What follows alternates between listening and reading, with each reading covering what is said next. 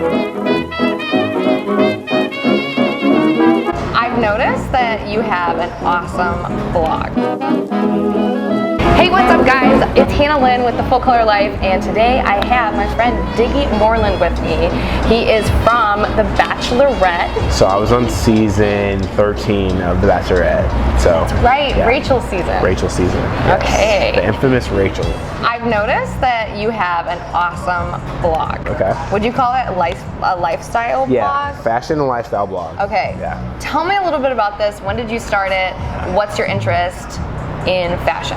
So I started it probably about 5 months ago, okay. 4 or 5 months ago. Okay. And on the shows, I was known for like wearing bow ties and glasses. That's one of the first things I would tell you, like people are picked up on, like every different frame I would have a different pair of glasses on or something like that. And then the rose ceremonies I always wore bow ties, so people picked up on that.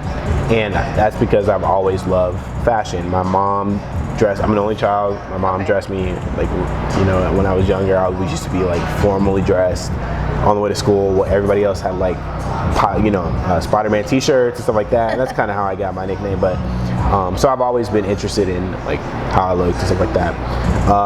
So after the show, people are like, oh my God, I love the way he dresses and things like that. So what it didn't, I didn't realize is a lot of guys, well, I realized a lot of guys don't dress the best.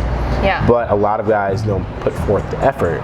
So it was one of the things, like, I'm like, here's something I love to do. I love to, you know, shop. I love to dress well. So what I'll do is like, hey, let's put this blog together as far as just like tips, things that I like, the trends that I'm noticing, and not necessarily just fashion focused, the lifestyle portion, like working out all the time, like what books I'm reading now, and just kind of different things where it's like, I feel like that blog market is pretty much all women, and women do a great job. Right. Women do a great job at that. Yeah. A lot of women have their favorite 3 to 4 blogs where they look at like, okay, whatever, Pinterest and things like that. Whereas guys, I feel like that market is very, very minimal. So it's one of those things, like, even I don't want, like, okay, I want to make this my sole living. If that happens, it's great. Yeah. But at the very end of the day, I've had so many people DM me like, hey, where'd you get those glasses? Or where'd you get those shoes? That's probably kind of how it started. Yeah. Because I collect sneakers, but you get to that point where people... I feel like sneakers are not the only thing that you collect. No, they're not. But that's kind of how it started. But you get to the point where you're like, you know what? Instead of like we're saying like the same thing over and over again, let me put it on the blog so people can go check it out anytime. So my blog title is morethanattie.com. It took me forever to come up with a name. No, but that's like perfect. I know. Morethanattie.com. Because your last name is Moreland. Oh, see, that was another spin. It wasn't that, but that was great. But my thought process was, people thought like, bow ties, Diggy. And I'm like, no, it's more to me than just a tie. So I kind of came out with that. Last name's Moreland, yes, more than a tie as far as I'm going to cover more than just fashion stuff, more than a tie as far as you could be dressed formally, informally, so it's more than just a tie. So all of that kind of revolved around. I love it. That's why I love that title of it. It's so good.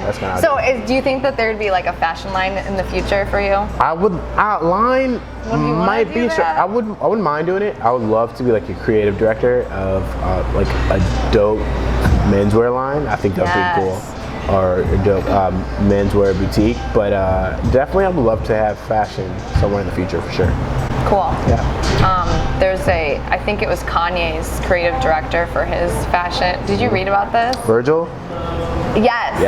Yes. I was like, that's so freaking cool. I woke up to it this morning. Yeah, he's. Me too. I read about it. Louis Vuitton. Yes. I'm so proud of him too. That's so cool because he's like one of the few African American men now too. That's in the company. Exactly. Which is so cool. And he started off as Kanye's producer or something. Yes. Like so he did music. He did music. And then they collabed a little bit on he was Kanye's stylist for a little bit. Yeah. And then he just kind of took off, so. That's so cool. I think it's just, that shows how creative people can just it can be translated in so many different things. Yeah. And that's how it really is. Like if you're good at one thing, you could probably either learn quickly or just take your skills and transcend other different areas. So one thing I think women do a great job of, you guys always look put together, and I think guys appreciate it. Yeah. But they don't realize that women appreciate when guys look put together as well. The one thing I will see a lot of times is like you'll see couples walking down the street and the girl looks amazing, well put together. You'll see the guy in jeans, hoodie, whatever, whatever. And I get it. I feel like women have a lot more they can accessorize with. Earrings, hair, shoes, shirts. But I think guys have some options that they just don't tap into. And that's exactly my point. It's so weird how, and I talk about it a little bit on the blog, but if you do like the smallest thing, it looks so much better. Whether it's getting your clothes tailored, whether it's a different pair of shoes go with something, whether it's a belt, something that like actually fits, or like a lot of different subtle changes that you can make that will just take you a little bit higher. But that's kind of what I like to write about. So guys, put in the effort and it will pay off. I love that. Okay, so my other thing is you have dating advice on your blog. Would you ever do that? Here's the thing, I would not mind doing dating advice. But I feel like I can't be single and do it. Like, really? You think? I mean, well, I feel like the number one question would be if I was single and I'm getting dating advice, like, okay, then why are you still single? Yeah, no? I guess. But like, couldn't you give dating advice in the sense of like how to impress on a date? Okay, I can do that. Okay. I can do that for sure. All right. I can do that. So, I mean, there's a lot of things too you could do as far as how to impress. I feel like dress to impress on a date, that dress kind to of impress thing? on a date. The thing is, I've met a lot of girls that tell me about their dating history, and the bar has been set pretty low. Some of the stuff that guys will either wear to a date, say to a date, or the kind of date they choose. I'm like, really? Do you think that guys get away with a lot more than they should? Well, yeah. I'm like, I forgot what it was, and we were trying to do something. I was talking to one of my friends, and she was like, yeah, this guy took me on a first date to a gun range, and I was just like, he did what? Like, did he tell you where you were going in advance and you still agreed to go with him there? Like, I don't get this. But guys have shown up to dates. Girls have told me they've shown up to dates drunk.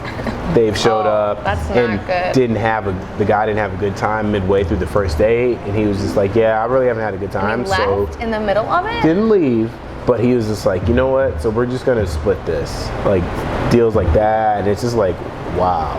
Like, split the meal. Yeah, split Oh my gosh, split the bill. Right. Yes, yeah, so split, yes. But it's just like you get to that point, I'm like, geez. Some of the things I would say, like, no. Like, I've had some first dates that have been bad, but I would never like come at you and like, okay, you know what? This date was kind of horrible, so I'm not going to pay for it because whatever. Oh, that's terrifying. So yeah, I would say yeah. So that's the reason I say that is I feel like guys have set the bar really low. So if you can get a guy to just try, put forth a little effort, you're probably beating out a lot more guys than you think. So don't you think that if a guy really likes a girl that he would impress, like? Yeah. Here's the thing. I do think if a guy really likes a girl, he would impress. But one, he may not know how to. Ooh, that's a good point. And then two, some guys still get nervous when they like talk to girls, or if you have a girl that you really like you just don't know how to speak to her. So then they just try to play it cool and set it down. There's two different spectrums. They'll either just like play it cool, or they'll just try way too hard. There's no middle ground where they need to be. They need to be right here where you know how to impress, but just play it cool. So I feel like guys just don't know how to do it yet. And it comes with experience.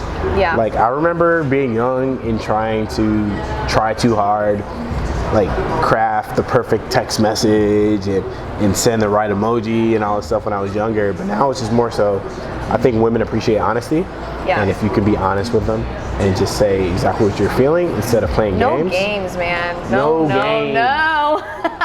We're too old for that. I'm telling you, you need to put that in your blog. Yeah, and then like I said, at the end of that, it's gonna be like, Diggy, this is great. I love this. Why are you still single? It's gonna be like that. Diggy, why are you still single? Oh, that's man. Dating post show is very interesting. I want to hear this.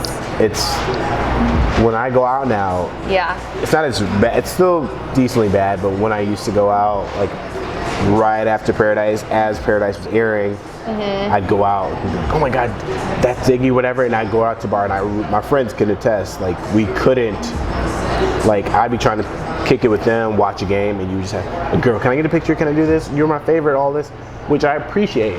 Yeah. But trying to date in that environment is more so, if a girl comes up to me and is like, oh my God, are you Diggy from The Bachelorette? That tells me you're really probably not interested in me as a person.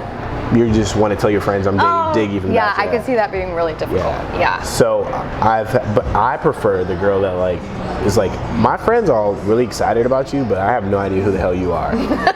That's when now I can talk to you. You're like, all right. And now you can treat me as a normal person. So, because then at the end of the day, that's kind of what that person or those group of girls all they want to talk about. Just a show.